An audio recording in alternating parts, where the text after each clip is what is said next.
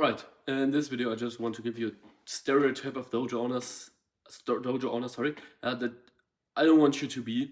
Um, at the end of the day, this video doesn't have like a real structure or anything like that, and there's no real script behind it, so it's more so going to be a rant from my side. But like I believe it's super important that someone talks about this because it's super under-talked in this industry. And before we start, we're just gonna do a quick water break. Mm. But yeah, without further ado, let's just get into it. Perhaps not going to be a too long video, but anyways. Um, like the first part I see too much in Dojo owners is that they have just too much ego, so to speak. Like they're just not open to learning. And like I have a quick story here. I obviously won't name any names, but we once had a client. That was in the earlier stages of our company, and like he didn't even try to do things himself, and obviously like he was just, how would you say it, like he was just always like, nah, I don't understand this technical stuff, you guys have to do it for me. And we were like, nah, but you have to give us this information, here's everything, we've tried to make it as simple as possible, right? And he was like, no, I can't do this. And like it's just obvious, like he didn't even try, like he didn't even try to do it. And like it was not like that. Like the funny thing is, it's not like that with like one thing and that's it. It's like that basically with everything now. Like he was just like, nah, like I need students. Like I can't put, like I don't want to really put work into this. Like just get me students.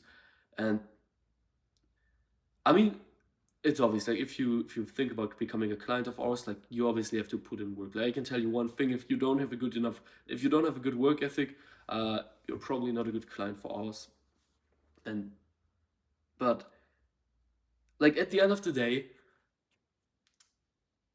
like it was just a mess, and we are basically like just let him off, and we were like, nah, this can't work. Like you're just not, like, sorry, we probably made a mistake when we signed you as a client. Like we should have been more careful. But I mean, it happens. We all do mistakes, but it's just like at least try to do it yourself, right? It's like not that complicated. And I mean, you obviously have to take like always the position of the other person, because well, it's easy for us to say, yeah, like this technical stuff is easy if we are, so to speak, like the experts in it, or we do the stuff on a daily basis. And like for some of you guys, it might be completely new. But I mean, at the end of the day, it's like at least try, at least be open to learning.